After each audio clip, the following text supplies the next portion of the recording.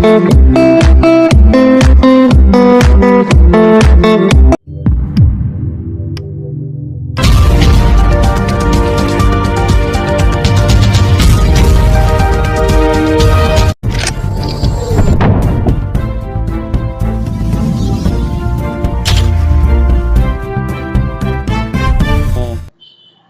में हमें बुलाया और अपने इस बात को रखने का मौका दिया। जैसा कि आपने सवाल किया कि जिस कदर देश में हालात चल रहे हैं, तो मैं आप लोगों के सामने इस बात को बताना या वाज़ह करना ज़रूरी समझता हूं कि जिस कदर बीजेपी हुकूमत सेंट्रल में जब से है तब से लेकर आज तक देश के हालात बद से बदतरीन की तरफ निकलते जा रहे हैं।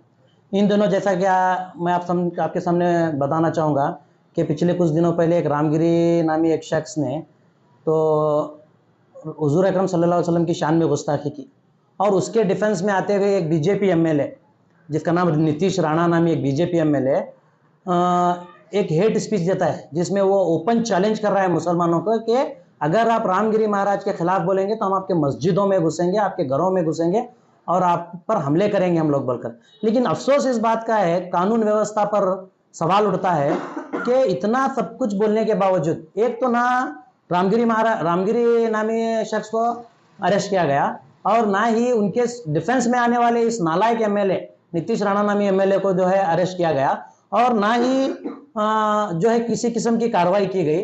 इन दिनों लगातार डे बाय डे देश के हालात जो है मुसलमानों की तरफ जो है मुकम्मल तरीके से अटैक की जानिब निकले हुए हैं।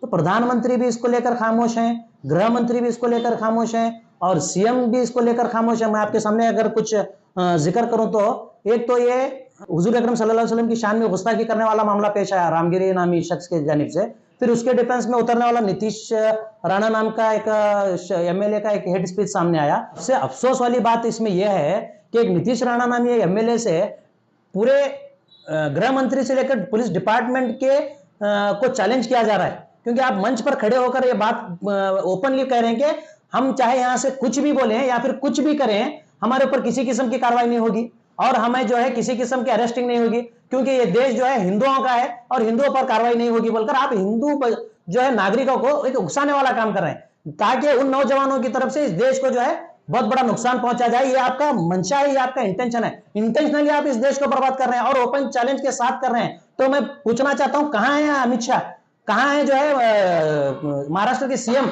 इस पर क्यों एक्शन नहीं लिया जा रहा। महाराष्ट्र एक बात मैं नीतीश राणा को साफ तरीके से बताना चाहता हूं कि ये देश हिंदुओं से नहीं चलता, ये देश मुसलमान से नहीं चलता, ये देश जातिवाद से नहीं चलता या फिर इस देश में जो है बैठी बीजेपी गवर्नमेंट से भी ये देश नहीं चलता।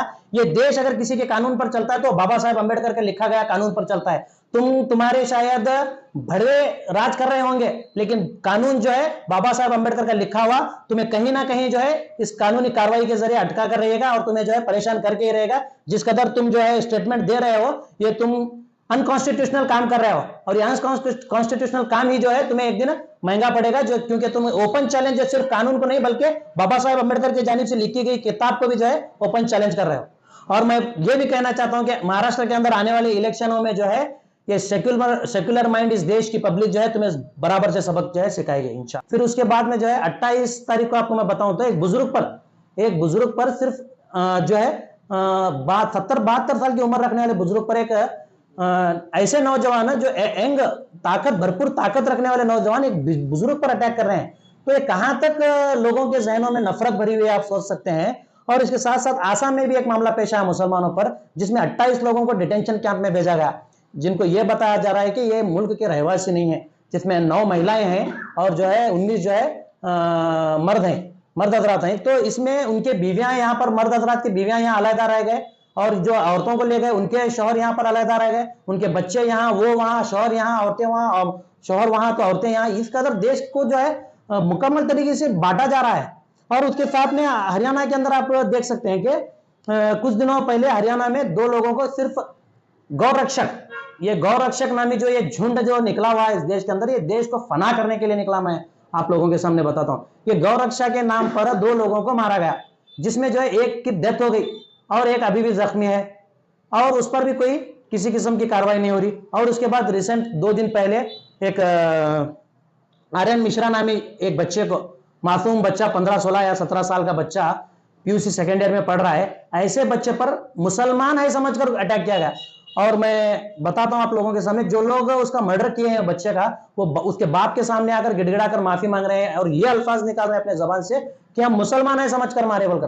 तो यहाँ पर आप देख सकते हैं कि किस कदर जो है मुसलमान के नाम से इन लोगों के जहनों में एक गुस्सा या फिर नफरत या फिर जो है जहर भरा हुआ है। मैं आपको बताता हूं तो ये जहर भरने का कारण क्या है। और मैं इसमें एक बात बताता हूं, मैं सलाम करता हूं उस बच्चे के माँ बाप को जिन्होंने अपने स्टेटमेंट में ये खुले तौर पर कहा कि अगर वो मुसलमान भी होता तो उसे मारने का अधिकार आप लोगों को किसने दिया, आपको बंदूक चलाने का अधिकार किसने दिया, आपको कानून का हाथ में लेने का अधिकार किसने दिया। और वहां के हरियाणा के सीएम अपना स्टेटमेंट देते हैं, बेशर्म सीएम मैं कहना चाहता हूं उसको, कि गौ रक्षा एक जो है आस्था का मामला है, इसमें कॉम्प्रोमाइज नहीं किया जाएगा बोलकर। अरे गौ रक्षा की जो आप बात कर रहे हैं वो अलग चीज है, लेकिन जो शक के बिना पर आप लोगों की जाने ले रहे हैं, क्या ये किसी की आस्था से जुड़कर नहीं है या एक कम्युनिटी का आस्था नहीं है? आप एक कम्युनिटी के नौजवानों को टारगेट कर रहे हैं, क्या कम्युनिटी का आस्था नहीं है? क्या उनके माँ बाप का आस्था नहीं है? क्या उनके माँ बाप के जज्बात नहीं है? क्या उनके अपने रिश्तेदारों के, उनके कौम के कुछ जज्बात नहीं है? क्या उनका नाराजगी नहीं है? क्या उनका खून नहीं है? जो आप गौ रक्षा के नाम पर जो है उनके खून को जो है पानी की तरह बहा रहे हैं।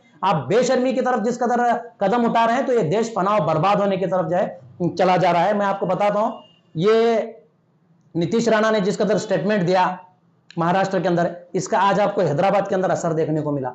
हैदराबाद के अंदर आसिफाबाद नामी शहर में जो है पूरी की पूरी एक मुस्लिम बस्ती को जलाया गया, पूरे मुसलमानों की दुकानों को जलाया गया, एक जलाकर उसे जो है ढेर या फिर शमशान की शक्ल में बदल दिया गया है। कौन है इसका जिम्मेदार? इतना सब कुछ देश में चल रहा है, प्रधानमंत्री खामोश और जो है गृह मंत्री खामोश। हमारे देश के प्रधानमंत्री अपनी जबान खोलना नहीं चाहते, गृह मंत्री अपनी इस मामले में जबान खोलना नहीं चाहते, और जो बीजेपी के जो हेड स्पीकर्स हैं, मैं आप लोगों के सामने फहरिस्त, बीजेपी गवर्नमेंट इस देश में सत्ता में आई तो उसके बाद में एक 15 या 16 साल का बच्चा समझिए आप, आज 10 या 11 साल मुकम्मल होने के बाद में वो बच्चा आज नौजवान होकर खड़ा हुआ है। और इस 10 साल में इन हेड स्पीकर्स के और इनके हेड स्पीच जो दे रहे हैं, इनके स्पीच को सुनते सुनते सुनते 10 साल में जो है ये 25, 26, 27 उम्र के जो बच्चे हैं, इनके जहनों में एक जहर घोला गया है। और ये जहर आज कभी तो ट्रेन में काम कर रहा है, कहीं गौरक्षा के नाम पर काम कर रहा है, कहीं मुस्लिम और हिंदू और मुस्लिम में फसाद फैलाने के लिए काम कर रहा है, कहीं मस्जिदों में जो है तोड़फोड़ करने का काम कर रहा है, कहीं जो है बस्तियों को जलाने का काम कर रहा है। मैं आप लोगों के सामने बताता हूं तो इन बीजेपी के हेड स्पीकर जो इस कदर का जो बयान दे रहे हैं, इस पर किसी किस्म के किसी पर एक्शन नहीं है। जिसमें नीतीश राणा नामी एक शख्स एमएलए है, जिसमें हमारे शहर के, अफसोस के साथ कहना पड़ रहा है, अफसोस के साथ कि हेड स्पीच के अंदर हमारे शहर के एमएलए बसवनगौड़ा पाटिल भी कहीं पीछे नहीं है। ये हैदराबाद में एक नालायक एमएलए है राजा सिंह नामी, ये भी इसके हेड स्पीच जो है मुल्क भर में वायरल है। ये अनुराग ठाकुर नामी एक शख्स है बीजेपी का, तो इसके भी हेड स्पीच की जो है कई स्पीच की वजह से कई दंगे फसादात देश में हुए। ये कंगना रनावत जो अभी अभी एमपी बनकर आई हुई है, आज ये किसानों के खिलाफ जहर उगल रही है। और ये नुपुर शर्मा, ये भी जो है मुसलमानों के खिलाफ अपना जहर उगलती है। और इसके साथ तेजस्वी सूर्या जो कर्नाटक का एमपी हमारा, तो ये भी जो है शख्स है जो मुसलमानों के खिलाफ बोलने में पीछे नहीं हटता।